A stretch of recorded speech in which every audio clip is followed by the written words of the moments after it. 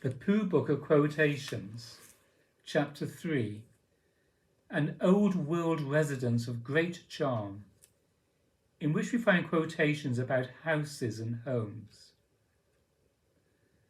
I've been thinking, said Pooh, and what I've been thinking is this.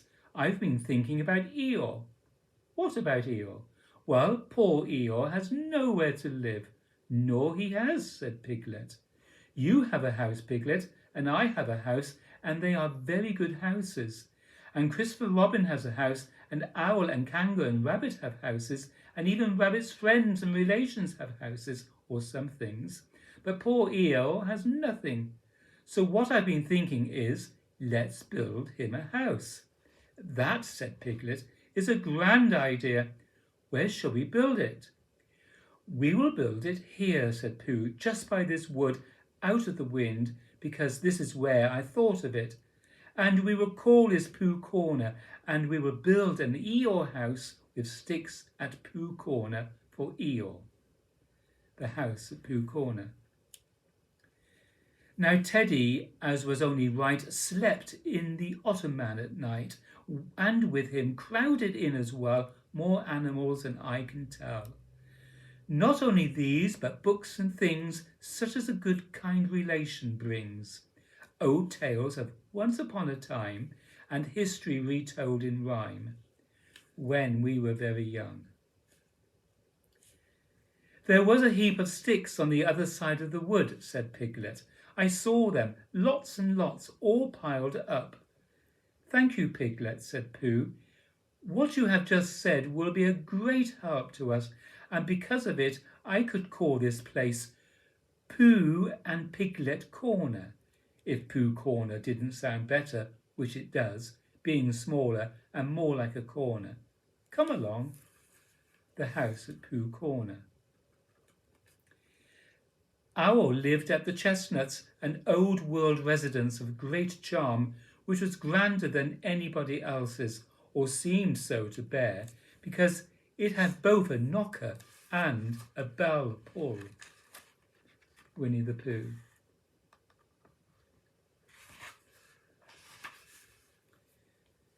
I have a house where I go when there's too many people.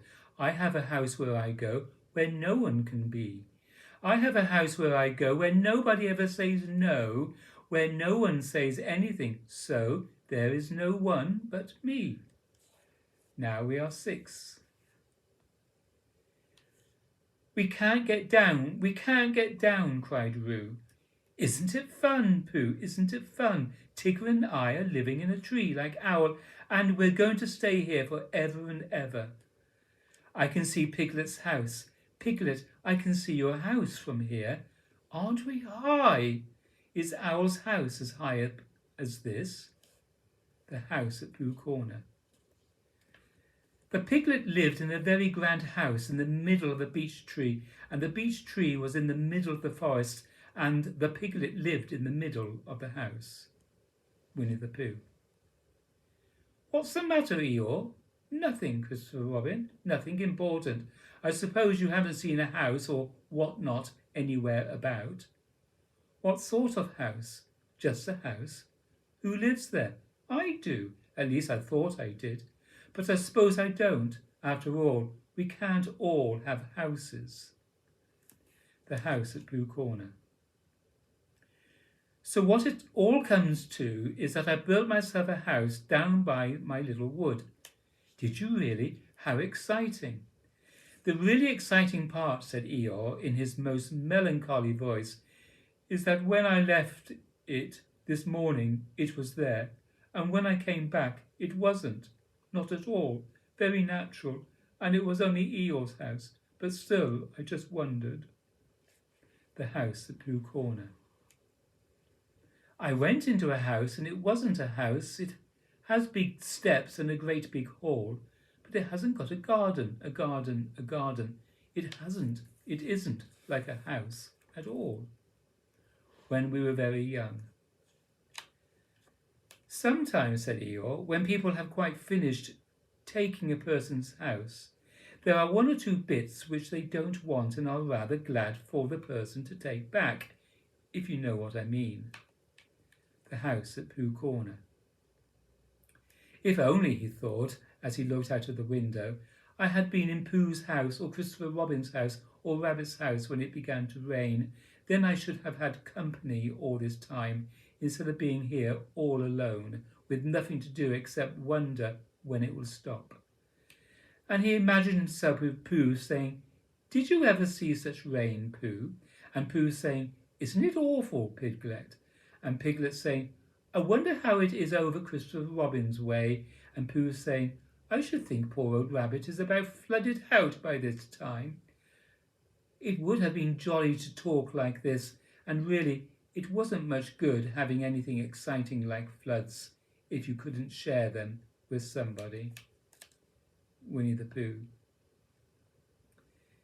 Now, one autumn morning, when the wind had blown all the leaves of the tree in the night and was trying to blow the branches off, Pooh and Piglet were sitting in the thoughtful spot and wondering. "What I think," said Pooh, "is I think we'll go to Pooh Corner and see Eeyore, because perhaps his house has been blown down and perhaps he'd like us to build it again." The house at Pooh Corner.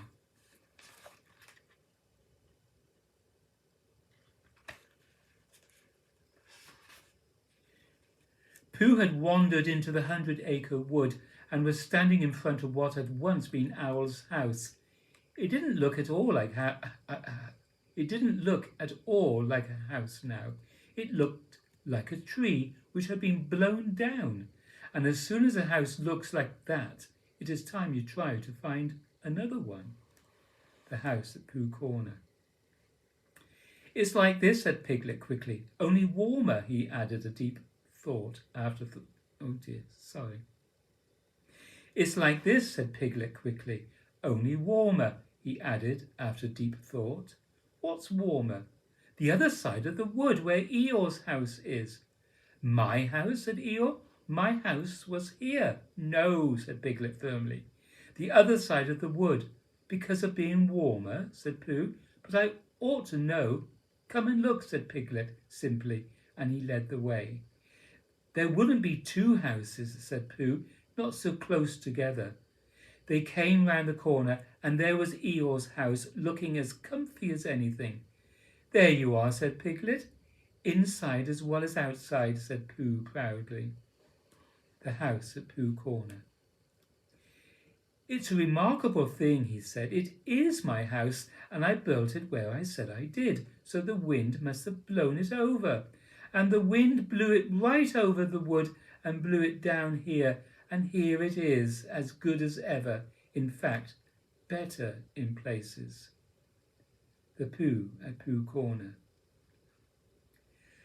"I have been told," the news has worked through to my corner of the forest, the damp bit down on the right which nobody wants, that a certain person is looking for a house. I have found one for him. The house at Pooh Corner. "Hello, Eeyore," they called out cheerfully.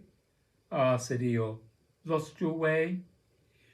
"We just came to see you," said Piglet, "and to see how your house was. Look, Pooh, it's still standing." "I know," said Eeyore, "very odd. Somebody ought to have come down and pushed it over."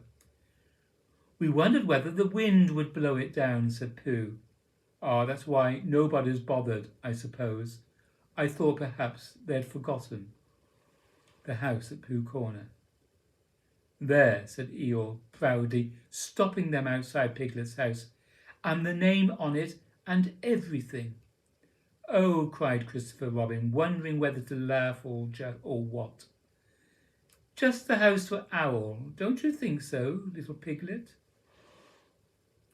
And then Piglet did a noble thing, and he did it in a sort of dream while he was thinking of all the wonderful words Pooh had hummed about him.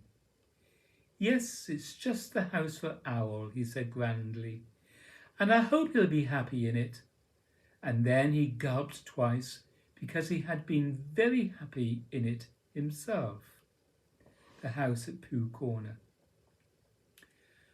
"Well," he said at last, "it's a very nice house, and if you own and if your own house is blown down, you must go somewhere else, mustn't you, Piglet? What would you do if your house was blown down? Before Piglet could think, Pooh answered for him. He'd come and live with me, said Pooh. Wouldn't you, Piglet? Piglet squeezed his paw. Thank you, Pooh, he said. I should love to. The house at Pooh Corner.